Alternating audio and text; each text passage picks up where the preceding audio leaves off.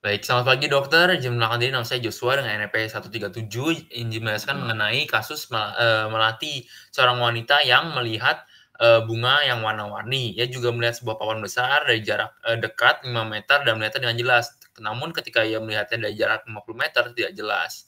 Ia juga menatap matahari dan juga merasakan silau sehingga ia harus memicingkan mata, berkedip dan juga mengeluarkan air mata. Sore harinya ketika berkabut ia tidak dapat melihat, di kejauhan. Nah, ini kasus ini mencakup, pada organ yaitu mata, organ sensori yaitu mata.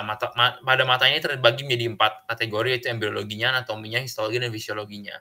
Pada embriologinya sendiri, dimulai ketika embryogenesis pada akhir minggu ketiga, itu terbentuklah primordium. Nah, lalu dilanjutkan dengan minggu keempat hingga ke minggu ke-8 itu terjadi organogenesis, yang di mana primordium itu akan berkembang. Dan terakhir akan terjadi diferensiasi pada awal bulan ketiga, di mana diferensiasi dari organ primitif menjadi organ yang aktif sepenuhnya atau sebagian. Terbentuklah retina, nervus opticus, vitreous humor, dan juga struktur sudut mata. Nah, dan juga ada margo anterior cupula optica. Lalu pada anatomi sendiri, mata dibagi menjadi beberapa bagian, seperti yang bisa dilihat di bagian depan sini ada kornea, ya, di bagian sini ada kornea, di sini ada kamera oculi anterior, kamera oculi posterior, di belakangnya iris, di lubang ini ada namanya pupil, di sini ada badan ciliaris, dan di sini adalah ligamentum suspensorius, yang akan menahan lensa mata pada tempatnya. Lalu di sini ada nervus opticus, keluar dari kanalis optikum, di sini ada sklera ya yang akan nanti menyambung di sini dengan bagian namanya limbus yang akan bersambung dengan kornea. Lalu di sini ada retina ya, retina. Di sini di ruangan ini juga disebut dengan vitreous body dan isinya adalah vitreous humor. Dan di bagian sini ada ora serrata di mana bagian mata yang tidak memiliki retina atau fotoreseptor. Ya, itu. Ya kan? Ada yang lewat nggak? Kayaknya nggak ada ya. Oke, untuk muskularisnya sendiri dibagi menjadi dua, itu ada yang luar dan dalam, eksterna dan interna. Yang eksterna sendiri ada musculus obliquus superior pada bagian atas mata, obliquus inferior pada bagian bawah mata, musculus rectus superior pada bagian atas mata untuk menggerakkan ke atas, lalu rectus lateralis, rectus medialis, dan juga rectus inferior. Nah, kemudian pada bagian internanya ada juga musculus constrictor pupillae dan musculus dilator pupillae yang akan berfungsi untuk mengatur besarnya pupil. Oke, kemudian untuk vaskularisasi sendiri ada arteri ophthalmica yang cabang-cabangnya meliputi arteri lacrimalis, arteri centralis retinae, arteri centralis posterioris longae, arteri ciliaris, arteri muscularis, arteri supraorbitalis, arteri dorsalis nasi, arteri supratrochlealis, arteri palpebrae medialis, arteri ethmoidalis anterior dan posterior. Serta venanya itu ophthalmica superior inferior yang meliputi cabang-cabang seperti vena supraorbitalis yang bermuara pada sinus cavernosus, vena infraorbitalis dan vena angularis yang keduanya bermuara pada plexus venosus. Nah, inervasi sendiri meliputi nervus opticus yang akan mengatur ya indera mata ya untuk penglihatan, nervus oculomotorius cranial 3, nervus trochlearis cranial 4, dan nervus abducens cranial 6 yang berfungsi untuk mengatur pergerakan bola mata. Nah, pada palpebrae sendiri juga terdapat palpebrae, tarsus, glandula tarsalis, konjungtivanya, angulus oculi, commissura, rima palpebrum, ligamentum palpebrae sendiri juga musculus levator palpebra yang juga akan berfungsi untuk mengangkat kelopak mata. Nah, pada bagian histologinya dibagi menjadi beberapa bagian, itu bola mata, lensa, konjungtiva, palpebranya, dan juga aparatus lacrimal. Pada bola mata sendiri dibagi menjadi 3 lapisan, yaitu tunica fibrosa yang meliputi sklera dan kornea, tunica vasculosa yang meliputi koroid yang merupakan lapisan di mana banyak pembuluh darah di sana, juga iris dan juga badan siliar. Dan terakhir pada tunica neural yang berfokus pada daerah sini ya, pada bagian mata, dia ada memiliki diskus optikum yang ada di tengah sini yang menjadi tempatnya blind spot, dan juga retina yang memiliki sel-sel fotoreseptor dan juga fotopigmen. Nah, retina sendiri juga dia memiliki 10 lapisan, yaitu pertama ada epitel berpigmen, kedua ada membran limitan eksterna, kemudian ada sel batang dan sel kerucutnya, lalu ada plexiform luar, inti luar, plexiform dalam, dan juga inti dalam. Lalu ada lapisan ganglion yang berfungsi untuk menyampaikan impuls dan potensial aksi kepada otak melalui nervus opticum, lalu ada lapisan nervus opticus juga, dan juga terakhir ada membran limitan interna. Pada lensa sendiri, lensa dibungkus oleh sebuah kapsul namanya kapsula lensa dan terdapat sebuah lapisan epitel di tepat di bawahnya namanya epitel subscapular dan lensa sendiri terdiri dari serat-serat lensa yang kristalin dan bening. Nah, lalu pada konjungtivanya terdapat konjungtiva bulbus oculi yang melapisi mata dan juga konjungtiva papibra yang ada pada kelopak mata. Nah, pada papibra sendiri dia juga tadi ada tarsusnya yang dan juga kelenjar-kelenjarnya di di kelopak mata itu ada kelenjar meiboom, kelenjar Zeiss dan kelenjar mal ya. Apa sih namanya nih? Yang ketiga lupa. Ya udahlah. Sama dia juga ada follicle rambut tempat tumbuhnya rambut. Apa? Kelenjar mall. Kelenjar mal, ya kelenjar mal. Nah, terakhir adalah aparatus lacrimal yang meliputi glandula lacrimal yang berfungsi untuk mensekresikan air mata. Itu ada kelenjar serosanya dan juga ductus excretory. Lalu ada canaliculus lacrimal, sacus lacrimal dan lacus lacrimal. Dan terakhir ada juga ductus nasolacrimal yang berfungsi untuk membuang air mata menuju kafum nasi. Nah, terakhir pada bagian fisiologinya sendiri, ini berhubungan dengan proteksi mata ketika tadi melatih menatap matahari dan mengizinkan mata berkedip juga mengeluarkan air mata itu merupakan bagian dari berkedip sendiri merupakan bagian dari refleks dazzle atau refleks silau yang akan melindungi matanya dari exposure atau rangsangan cahaya langsung yang terlalu intens dan juga air mata yang isinya air, mukus dan juga minyak ya itu akan memproteksi mata dari baik itu infeksi dari luar ataupun mencegah mata supaya tidak kering.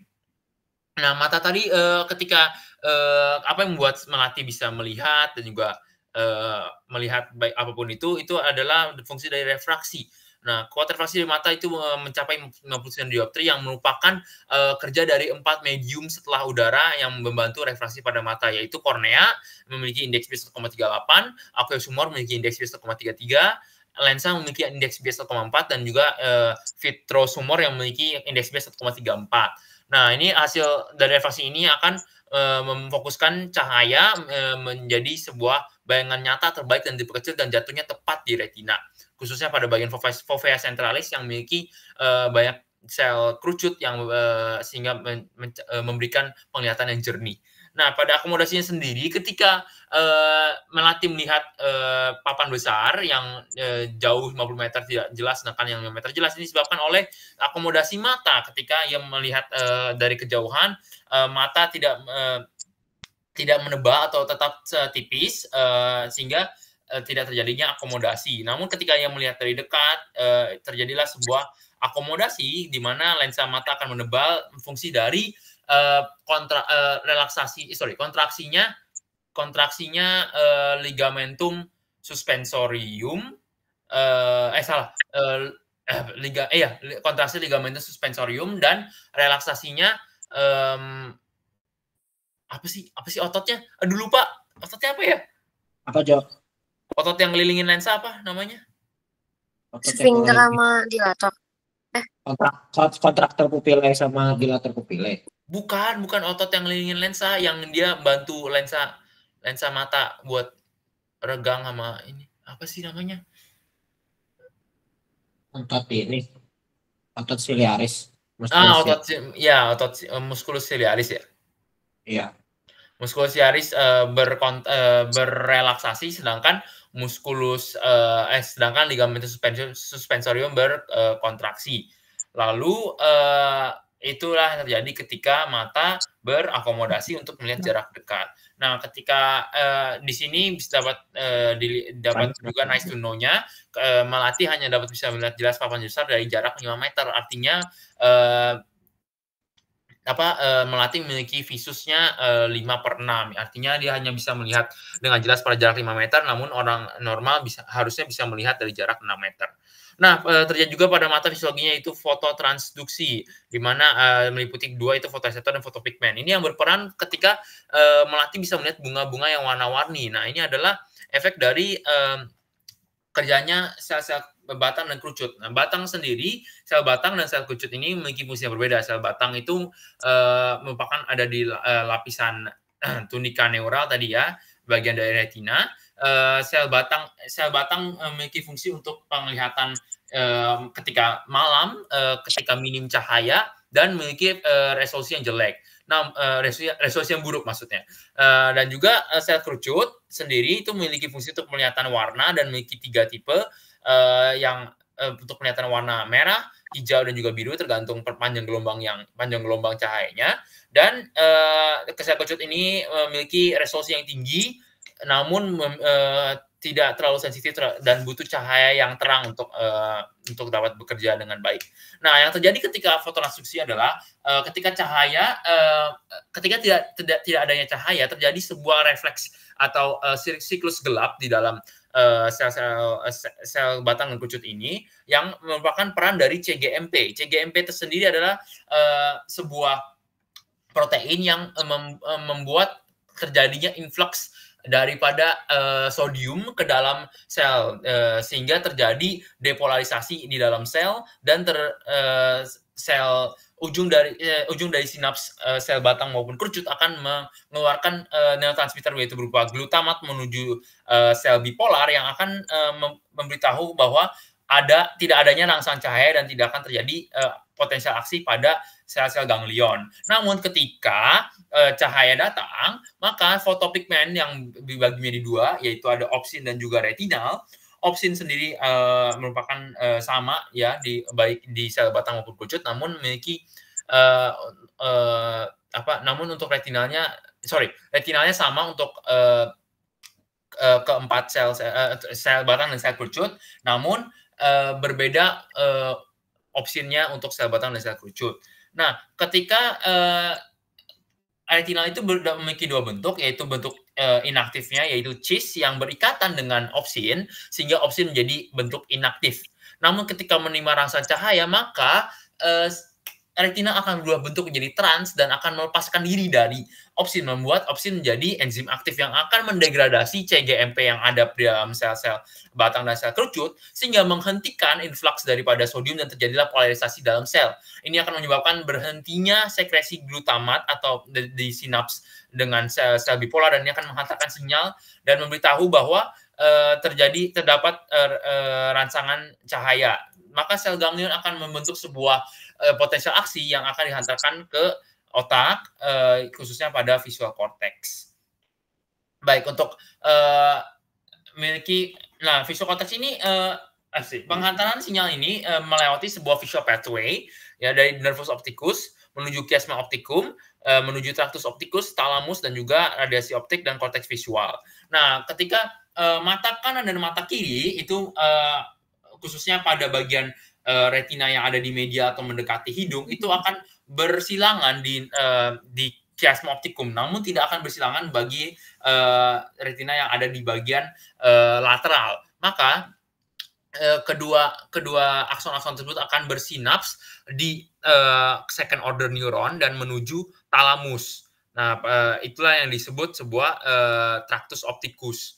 Nah, lalu dari thalamus, sebagian dari akson akan bersinaps pada mesencephalon yang akan mengatur fungsi untuk refleks pupil. Nah, sisanya akan bersinaps di konteks visual utama, yaitu ada di lobus occipital otak. Dan terakhir, pada visusnya sendiri, untuk visus daripada Melati tadi sudah dijelaskan ya, ketika ia hanya bisa melihat jelas menjadi jarak 5 meter, artinya visus dari Melati ini sudah berkurang, yaitu memiliki visus 5/6, artinya dia hanya bisa melihat jelas dari jarak 5 meter, namun orang normal bisa melihat dari jarak normal 6 meter. Baik, terima kasih dokter. Untuk kasus terakhir ini dari yang sore berkabut itu, ini merupakan kabut ini akan mengganggu proses dari refraksi di mata, sebabnya dia tidak dapat melihat dari kejauhan. Baik, terima kasih dokter untuk kesempatannya. Apabila ada yang kurangnya mohon maaf. Terima kasih. Selamat pagi, sore, siang. Ya, gitu deh. Berapa menit?